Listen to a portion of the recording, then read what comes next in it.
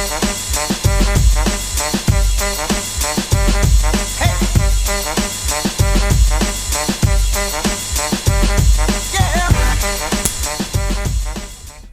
guys remember that movie Idle Hands? Nope, me neither. Hi, welcome to the channel. I'm SB Mitch. You can give me a follow on social media and subscribe to the channel if you really want to. This is a non-traditional SB Mitch video, so I don't know, see what happens.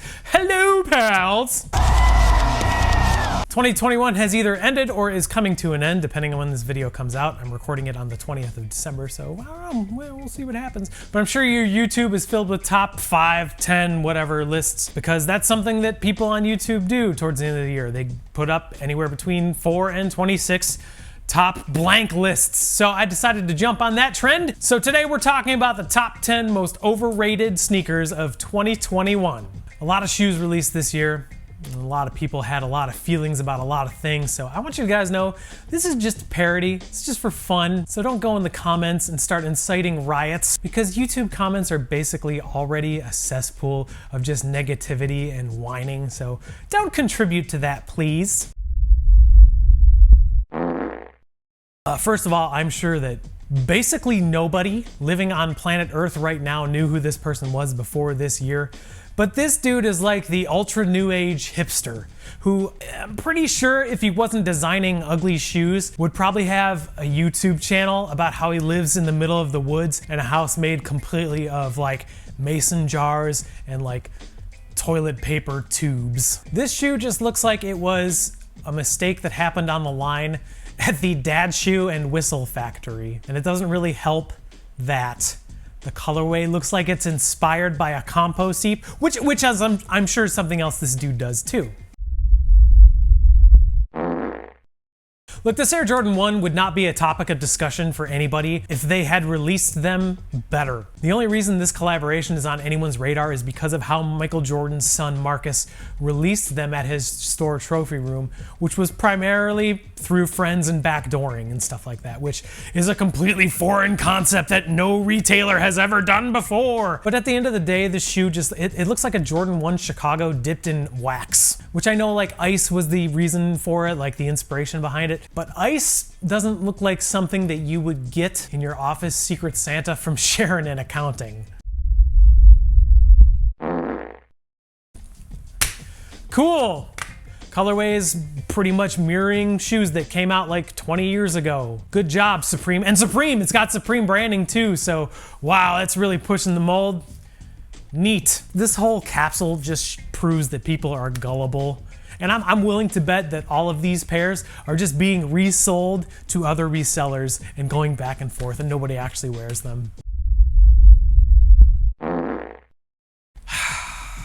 Look, I know a lot of people that like New Balance. Like, the materials are nicer, they're more attainable than most Adidas's and pretty much all Nikes. But that doesn't change the fact that pretty much every shoe this brand puts out looks like something that your dad would wear to like softball practice or on his, you know, weekly Saturday Home Depot run, just to get away from just everything, even just for 1 second. Like, I've never looked at a pair of New Balances and not thought, cool, that screams midlife crisis. I mean, to me, New Balances are basically the new red Corvette that people are buying at age 47. Yes, I know I'm gonna get a lot of heat for this one. I am very prepared for it, but I mean, it's not a bad shoe per se, but it really just looks like Warren Lotus tried to do a What the Dunk release, and this is what came out of it, I guess. The thing that really bugs me about this shoe is the left shoe with that Werther's Original looking midsole.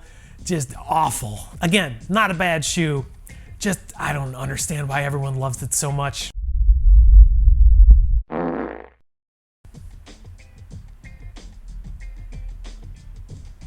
I mean, look at him. I mean, ugh. A lot of people are gonna be mad about this one too. This shoe looks like it was designed by a kid who faked an illness to be able to design a shoe for the Nike Dornbecker program. Speaking of kids, it looks like a grade school shoe.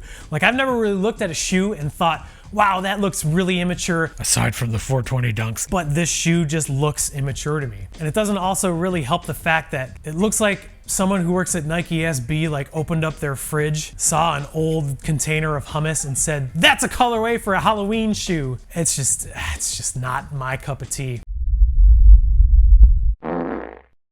I imagine that Chicago's own Joe Freshgoods, which is what I'm sure that's his real last name, from the Freshgoods family, you know? I'm sure he had the best intentions with this release because there are some colors on this shoe that are really pleasing to the eye. I like the green, I like the blue. And I realized that the colorway of this release pretty much looks like all of the colors that you find on like a world globe map that's in your 7th grade social studies class. Like, look.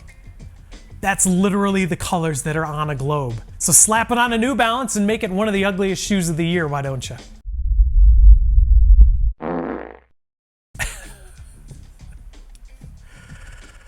Crocs, the official shoe of just giving up on everything. I don't know why they felt the need to collaborate with Dweeb of the Year, which I'm not gonna make fun of him as much as I did in the first one.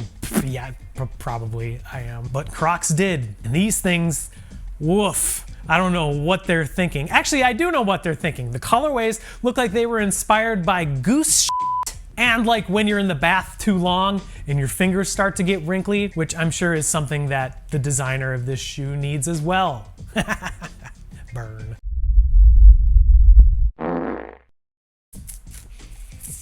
I know that this is a lot of everybody. This is pretty much everyone's sneaker of the year. I know that it had one of the probably the best release methods of any release the entire year. And I know it has a good story behind it or whatever, but this is why I think it's the most overrated shoe of the entire year. It's got a story behind it.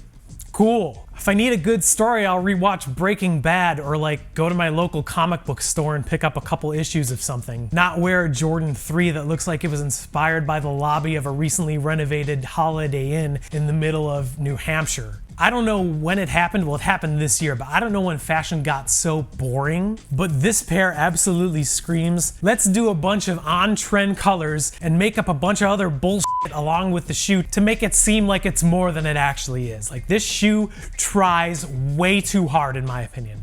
It's trying to be something that it's not, which is a shoe that looks like it was inspired by like when you make mashed potatoes with those weird purple potatoes.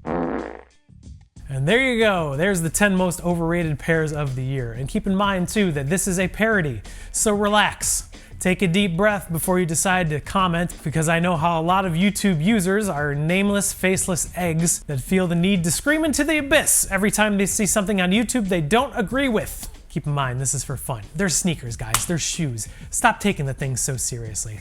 So hey, till next time, take care of each other. Remember to keep sneakers fun, because they're supposed to be fun. Bye!